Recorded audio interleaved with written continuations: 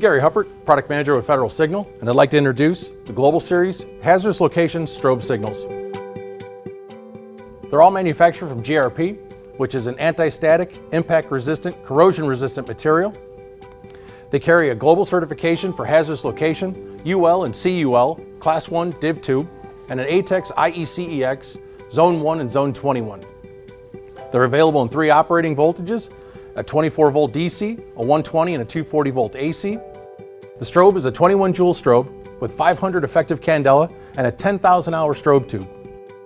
Each model is available in 7 available colors.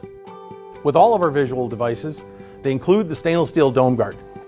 Consistent with the rest of the Global Series platform, each model is available in a D, flameproof, or the DE with the increased safety box. They're available as a surface mount, or you can use the adjustable stainless steel U-bracket. Each one is a standalone signal, or can be combined with other devices from the Global Series platform to create multiple signal devices. This is just another example of the flexibility of the Federal Signal Global Series.